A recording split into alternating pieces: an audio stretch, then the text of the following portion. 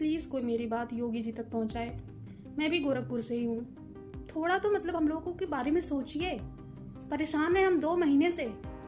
76 सालों में मैक्सिमम मंत्री के बच्चे मंत्री बनते हैं। एक यूपीएससी पीसीएस ही ऐसी चीज़ थी कि एक गरीब का बच्चा भी एक बड़ा सपना देख सकता है।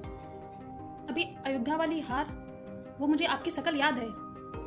नॉर्मलाइजेशन जैसा लूप होल सर, मतलब हम अगर एक एक लाइन भी रट लेना तो भी हम डाउट में रहेंगे कि पता नहीं हमारा सिलेक्शन होगा नहीं होगा, कुछ पता नहीं चलेगा सर। अपनी कुर्सी खतरे में है और आप घूम घूम कर बाकी राज्य में सबकी कुर्सी बचा रहे हैं। माननीय मुख्यमंत्री योगी जी, क्या चल रहा है ये सब? मुझे कम से कम आप पर तो बहुत भरोसा था, बट सच में टूट गया भरोसा। अपनी कुर्सी खतरे में है और आप घूम घूम कर बाकी राज्य में सबकी कुर्सी बचा रहे हैं। कभी पता करिए लोक सेवा आयोग से क्या साजिश चल रही है। और बाद में फिर जब हार जाएंगे तो बैठकर कमेटी बिठाएंगे कि चलो कारण ढूंढो।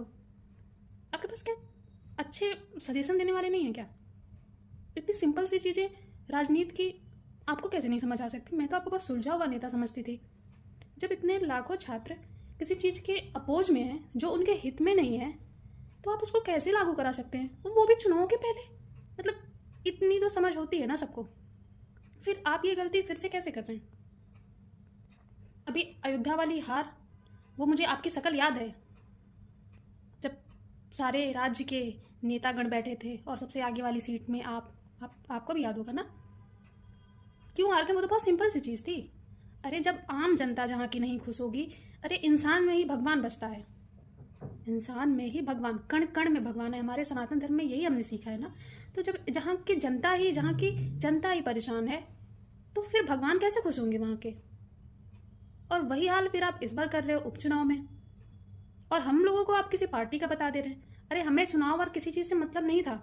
सामने चुनाव है तो मुझे लगा ये भी आपको बता दूं एक बार। पता नहीं आपके पास कैसे सजेशन देने वाले लोग हैं कि आपके राज्य में चुनाव, आपके बच्चे परेशान, आपके राज्य के सारे बच्चे, स्टूडेंट, छात्र सब परेशान हैं, और आप दूसरे राज्य में घूम घूम करके चुनाव में सबको जितवा रहे हो।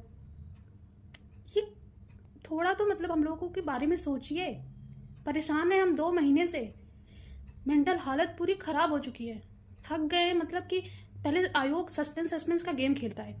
एग्जाम आज होगा, एग्जाम कल होगा, एग्जाम नहीं होगा, कब होगा, कैसे होगा, तो दिमाग का दही बन गया है। और अब जब नोटिस आया तो उसमें नॉर्मलाइजेशन, आपको भी पता है सर कि आज़ादी के बाद 76 सालों में मैक्सिमम मंत्री के बच्चे मंत्री बनते हैं। एक यूपीएससी पीसीएस ही ऐसी चीज़ थी कि एक गरीब का बच्चा भी एक बड़ा सपना देख सकता है, वरना नेता बनने का तो सोच भी नहीं सकता बेचारा। या तो उसको आपकी तरह योगी बन जाना पड़ेगा, या तो फिर घर बार छोड़ करके मोदी बन जाना पड़ेगा, तब तो वो सोचे। तो हर कोई तो ऐसा नहीं करेगा ना कर सकता है और ना ही करना चाहिए। लेकिन कम से कम एक पीसीएस आपके स्टेट में एक ऐसी परीक्षा थी कि जिसमें एक गरीब का बच्चा भी सोच सकता था कि ठीक है, हम पढ़ेंगे, हम 1 साल 2 साल 4 साल मेहनत करेंगे, एक दिन तो हम जरूर सक्सेस होंगे। एक हम जैसे बहुत सारे बच्चों की, एक जो मिडिल क्लास या लोअर मिडिल क्लास से आते हैं, एक ख्वाहिश रहती है। उसमें भी नॉर्मलाइजेशन जैसा लूप होल सर, मतलब हम अगर एक एक लाइन भी रट लेना तो भी हम डाउट में रहेंगे कि पता नहीं हमारा सिलेक्शन होगा नहीं होगा, कुछ पता नहीं चलेगा सर। उसके बाद भी एक उम्मीद थी गरीबों के पास, वो भी आप छीन रहे। मत करो सर ऐसा। बच्चे 2 दिन से आज लाइब्रेरीज में अपने रूम में पढ़ने के बजाय सड़क पर बैठे हैं भूखे प्यासे, और आप दूसरे राज्यों में सबको चुनाव जितवा रहे हैं। ये तो गलत है ना। कम से कम आपसे ये उम्मीद सच में नहीं थी। प्लीज़ कोई मेरी बात योगी जी तक पहुंचाए। मैं भी गोरखपुर से ही हूँ।